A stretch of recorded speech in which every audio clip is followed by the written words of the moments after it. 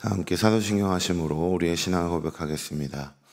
전능하사 천지를 만드신 하나님 아버지를 내가 믿사오며 그 외아들 우리 주 예수 그리스도를 믿사오니 이는 성령으로 잉태하사 동정녀 마리아에게 나시고 본디오 빌라도에게 고난을 받으사 십자가에 못 박혀 죽으시고 장사한 지 사흘 만에 죽은 자 가운데서 다시 살아나시며 하늘에 오르사 전능하신 하나님 우편에 앉아 계시다가 저리로서 산자와 죽은 자를 심판하러 오시리라. 성령을 믿사오며 거룩한 공회와 성도가 서로 교통하는 것과 죄를 사하여 주시는 것과 몸이 다시 사는 것과 영원히 사는 것을 믿사옵나이다. 아멘. 오늘 우리에게 주시는 하나님의 말씀은 요한계시록 21장 22절부터 22장 5절까지의 말씀입니다. 신약성경 422면에 있는 요한계시록 21장 22절부터 22장 5절까지의 말씀을 봉독하겠습니다. 성 안에서 내가 성전을 보지 못하였으니 이는 주 하나님 곧 전능하신 이와 및 어린 양이 그 성전이심이라. 그 성은 해나 달의 비침이 쓸데없으니 이는 하나님의 영광이 비치고 어린 양이 그 등불이 되심이라. 만국이 그 빛 가운데로 다니고 땅의 왕들이 자기 영광을 가지고 그리로 들어가리라. 낮에 성문들을 도무지 닫지 아니하리니 거기에는 밤이 없음이라. 사람들이 만국의 영광과 존귀를 가지고 그리로 들어가겠고 무엇이든지 속된 것이나 가증한 일 또는 거짓말하는 자는 결코 그리로 들어가지 못하되 오직 어린 양의 생명책에 기록된 자들만 들어가리라. 또 그가 수정같이 맑은 생명수의 강을 내게 보이니 하나님과 및 어린 양의 보좌로부터 나와서 길 가운데로 흐르더라. 강 좌우에 생명나무가 있어 12가지 열매를 맺되 달마다 그 열매를 맺고 그 나무 잎사귀들은 만국을 치료하기 위하여 있더라. 다시 저주가 없으며 하나님과 그 어린 양의 보좌가 그 가운데 있으리니 그의 종들이 그를 섬기며 그의 얼굴을 볼 터이요 그의 이름도 그들의 이마에 있으리라. 다시는 밤이 없겠고 등불과 햇빛이 쓸데없으니 이는 주 하나님이 그들에게 빛이심이라. 그들이 세세토록 왕노릇 하리로다. 아멘. 요한계시록의 마지막 부분입니다.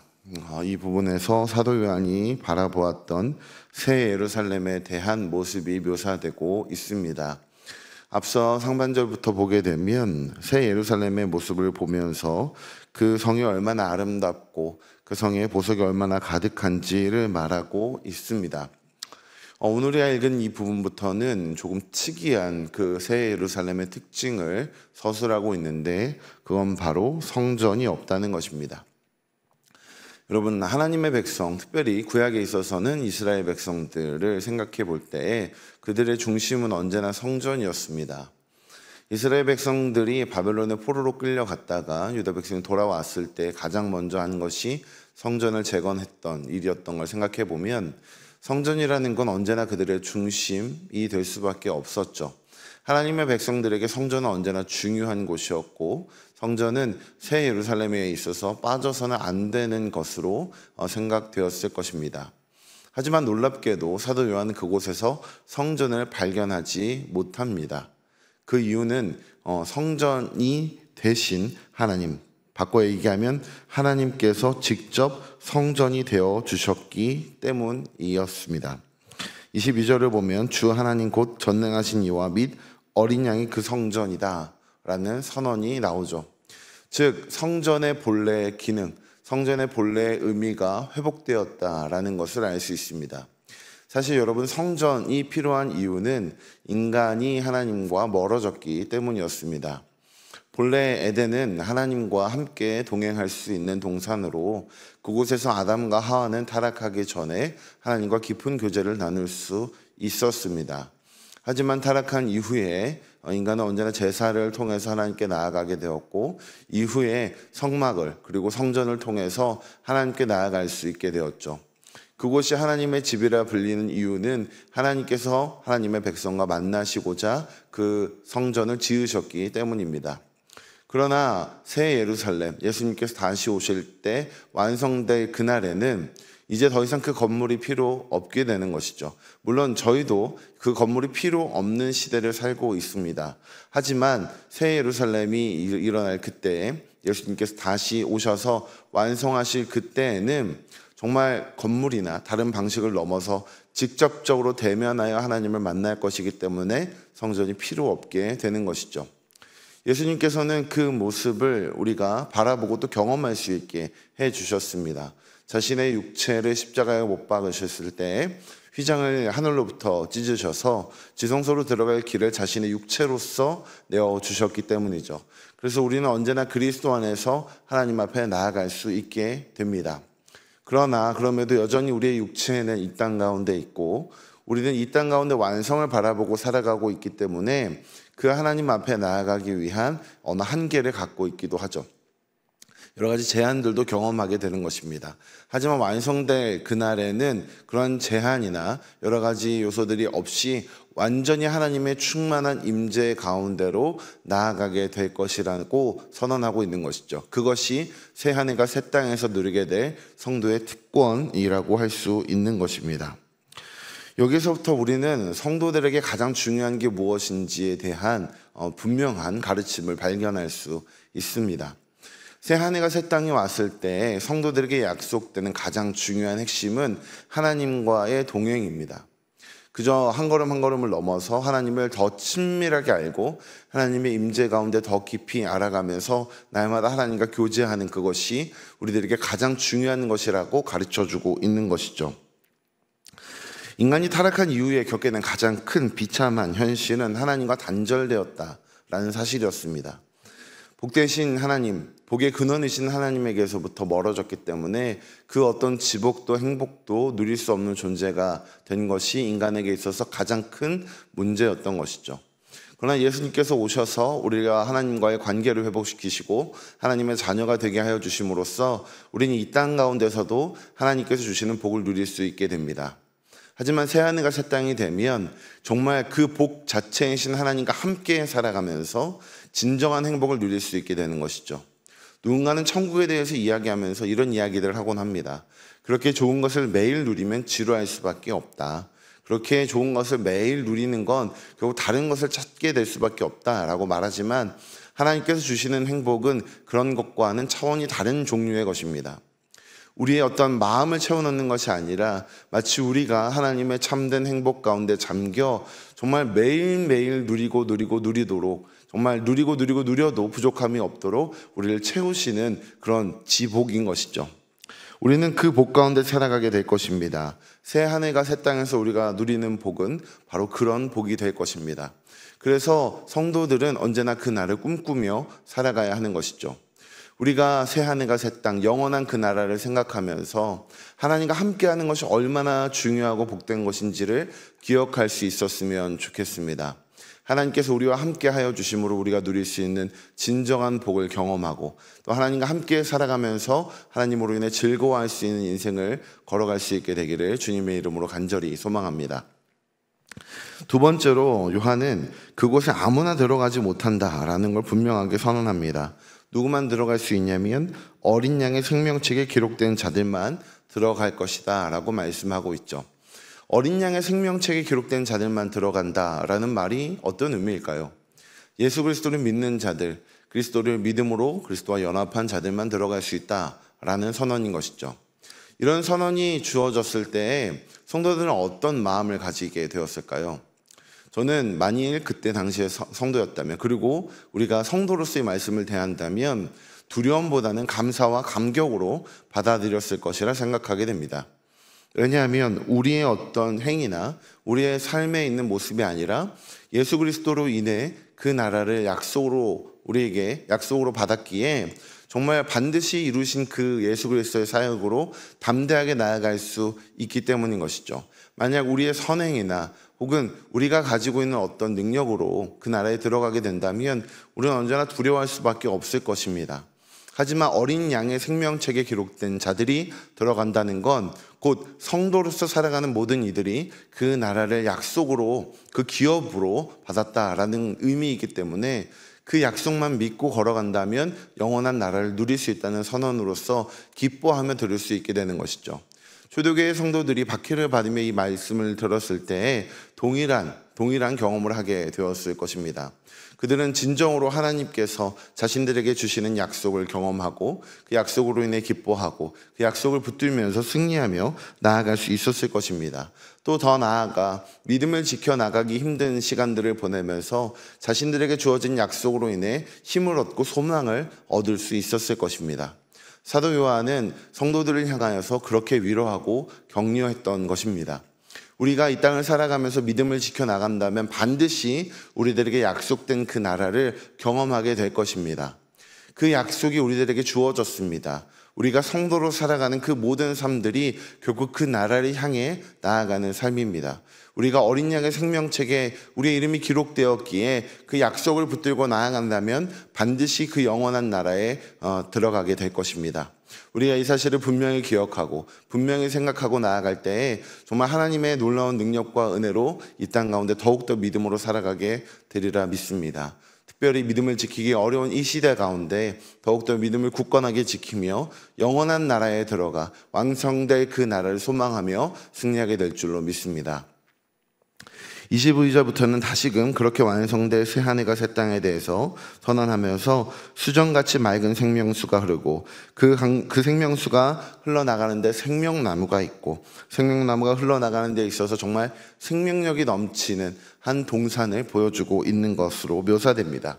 이렇게 묘사한 이유는 이 새 하늘과 새 땅이 에덴 동산의 회복이자 완성이라는 걸 보여주기 위함이었습니다. 하나님께서는 본래 아담과 하와를 창조하시면서 에덴에 두셨고 그 에덴을 확장해 나가기를 원하셨습니다. 아담과 하와의 사역을 통해서 하나님의 임재를 확장해 가기를 원하셨죠. 그것이 본래 하나님이 가지고 계셨던 꿈이자 계획이었습니다. 하지만 아담과 하와가 타락했고 그 계획과 그 모습이 무너지기 시작했을 때 그들 안에 여러 가지 어려움들이 생겨나기 시작했던 것이죠. 하지만 하나님의 꿈과 계획은 전혀 문제가 되지 않았습니다. 오히려 하나님께서는 자신의 마음 안에 있는 그 계획들을 예수 그리스도를 통해 더욱더 분명하게 완성해 가셨던 것이죠. 아담과 하와의 타락으로 인해서 모든 것이 무너지고 모든 것이 다 망쳐진 세상이 되었지만 하나님의 마음과 하나님의 능력은 여전히 그 에덴의 확장과 에덴을 통한 하나님의 임재의 풍성함을 향해 나아가고 계셨던 것입니다. 즉 하나님의 마음과 계획이 우리들보다 더욱더 우리들이 가지고 있는 것보다 크고 놀랍고 위대하게 나아가게 되었다라는 것이죠. 우리가 이 모습 속에서 바라봐야 할 분명한 대상을 바라볼 수 있게 됩니다. 그건 바로 하나님께서 이 모든 일들을 계획하시고 원하시고 하나님의 열심으로 이 일들을 이루어 가셨다라는 사실입니다. 사실 에덴에 있었던 그 놀라운 일들을 정말 가장 많이 생각하고 바라보셨던 분은 하나님이십니다. 하나님의 마음에 있는 그 계획들이 아담과 하와의 그 타락으로 인하여서 정말 무너진 것처럼 보였을 그때에도 하나님의 열심과 마음은 무너지지 않았던 것입니다. 하나님께서 그 일들을 이루어 가시고 정말로 더 놀랍게 완성하셔서 새 하늘과 새 땅에서 정말 약속하신 그 일들을 또 하나님의 마음에 품으신 그 일들을 성취하고 계시는 것이죠. 정말 하나님으로부터 불러나오는 생명력이 흘러나가고 정말로 하나님의 생명력으로 인해 죽었던 모든 것이 다시 회복되는 그 일들을 하나님께서 이루어 가실 것이다 라고 선언하고 있는 것입니다. 우리는 그런 하나님을 믿으며 살아가야 합니다. 새 하늘과 새 땅이 우리들에게 약속되었고 그 약속된 그것을 이루시고 반드시 성취하실 하나님께서 우리들에게 그 약속을 주셨다는 사실을 잊지 않았으면 좋겠습니다. 우리들에게 주어진 약속은 능력 없는 자가 준 약속이 아니라 반드시 그 약속을 이루실 분, 그 마음을 누구보다 강렬하게 품으시고 열심으로 그것을 이루실 분께서 우리에게 주신 약속이라는 것입니다. 그렇기 때문에 반드시 그 약속은 성취될 것이고 반드시 그 생명의 임재는 분명하게 드러나게 될 것입니다. 그렇기 때문에 우리는 의심 없이 더욱더 분명한 믿음으로 나아가야 할 것입니다. 우리가 믿음으로 그렇게 나아갈 때 풍성한 능력과 또 풍성한 은혜 가운데 승리하게 될 줄로 믿습니다.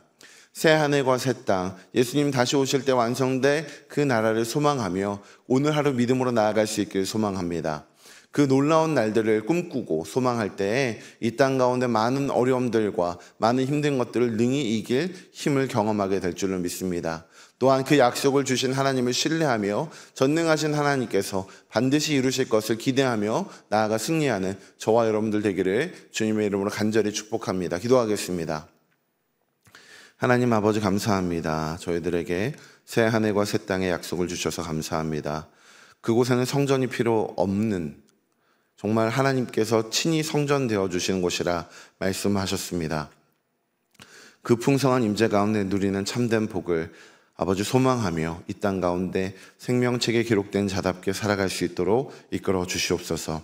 또한 이 약속을 의심치 않게 하여 주시고 이 약속을 주신 분께서 이미 그 마음에 품으신 열심으로 이루실 것을 우리가 바라보며 끝까지 승리하게 하여 주시옵소서.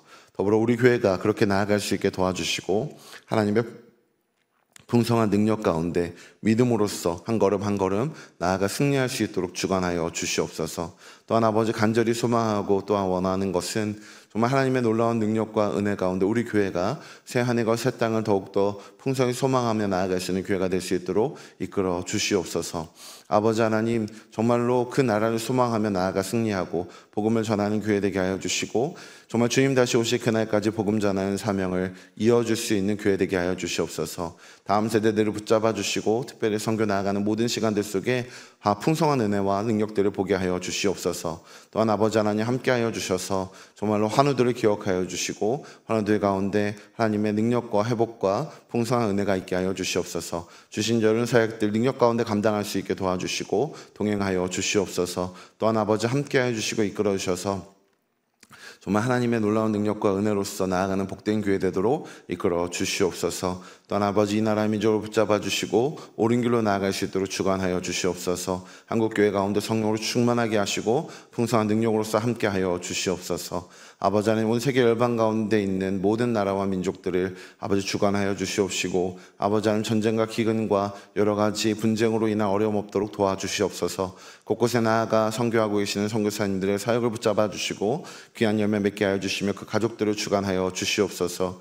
아버지 드려질 예배를 기뻐 받아주시고 성령의 도우심 가운데 그리스도 안에서 아버지 앞에 참된 예배를 올려드리게 하여 주시옵소서. 아버지 하나님의 풍성한 임재 가운데 능력을 경험하게 하시고 아버지 말씀 선포하는 이들과 찬양하는 이들과 기도하는 이들과 나아가는 모든 이들이 성령의 충만함 가운데 아버지께 영광 돌리게 하여 주시옵소서. 교회 모든 성도님들의 삶을 주관하여 주시고 성도님들의 삶에 있는 기도의 제목들 하나하나마다 가장 좋은 것으로 응답하여 주시옵소서. 감사드리며 우리 구주 예수 그리스도의 이름으로 기도드립니다. 아멘. 하늘에 계신 우리 아버지여, 이름이 거룩히 여김을 받으시오며 나라가 임하옵시오며 뜻이 하늘에서 이룬 것 같이 땅에서도 이루어지이다. 오늘날 우리에게 일용할 양식을 주옵시고 우리가 우리에게 죄 지은 자를 사하여 준 것 같이 우리의 죄를 사하여 주옵시고 우리를 시험에 들게 하지 마옵시고 다만 악에서 구하옵소서. 대개 나라와 권세와 영광이 아버지께 영원히 있사옵나이다. 아멘.